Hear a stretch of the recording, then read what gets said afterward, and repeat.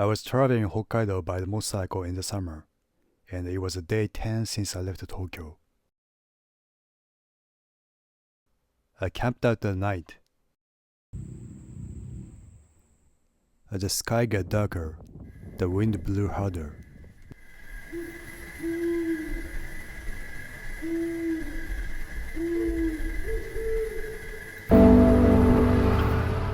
As I expected, the next day started with rain. I originally planned to ride along the coastline to the north, but I did not see any chance to enjoy the view of ocean in the rain. I checked the Google map and found a couple of museums in the forest not very far from where I was. I decided to spend the day inside of these buildings.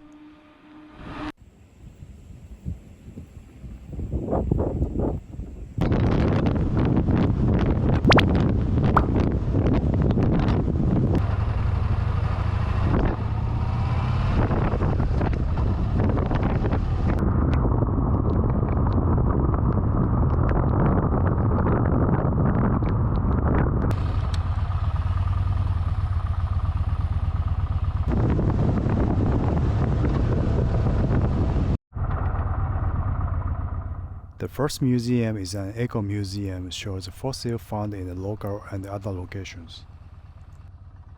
It opens at 9:30, but I got there 1 hour before the opening hour. The museum officer found me standing outside in the rain, and kindly opened the door for me. The building used to be a school, and then turned it into a museum after the school was abolished. Unlike most of the museum in rural, the museum had a tremendous amount of the fossils.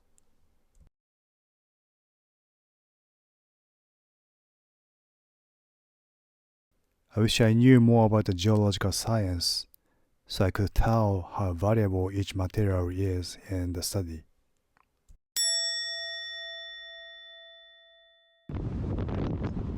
The next museum was close to the first one.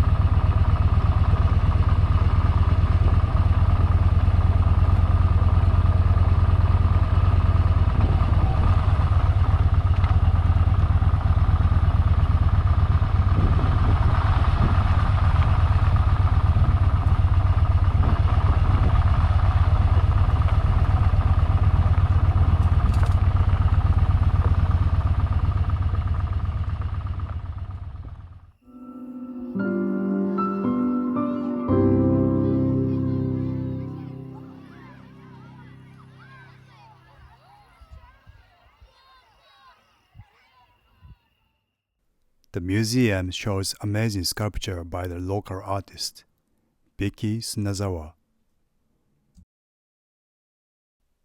His works have influence from the culture of Ainu, which is native people here in Hokkaido. I could see he really enjoyed creating his works, and every work of his reflects his love to the nature. Though the love is deep, I think he also knew the harsh side of nature. Some of his works gave me an impression of fear. Among the many pieces displayed there, I liked these lobsters the best. They had an expression of both reality and abstract. These legs and antennas looked so real that I imagined they might start moving. The patterns on their back is not the ones on the real lobsters. I assumed they had the influence of his Ainu heritage. The artificial pattern somehow perfectly fitting and gave me no feeling of strangeness by being on the back of these lobsters. The hinge structure on the joints looked right for them to have as well. They also displayed his tools to make sculpture in his workshop. I like working with carpenter tools myself. When I saw them, suddenly I felt so much closer to him. And I wondered how his character really was like. A staff of museum told me an interesting story reflects his character. He was a regular customer of the local bar, and instead of money, he often brought his works for his drinks.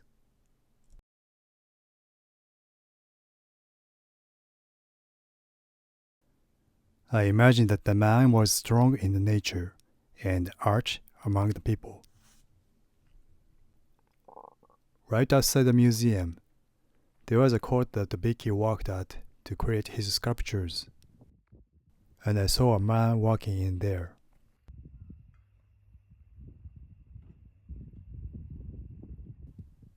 He walked with Bikky before he passed away. He and I talked for a while.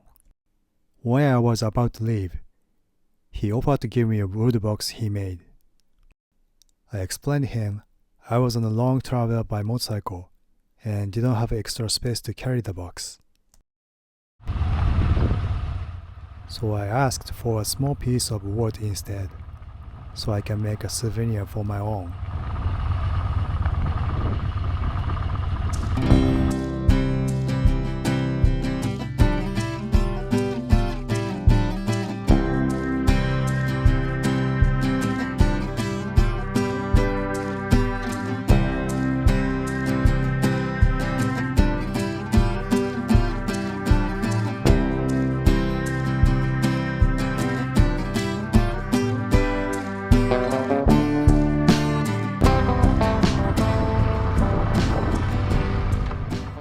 Maybe a god watching me did something good, or just good karma came around. The sky became clear after that.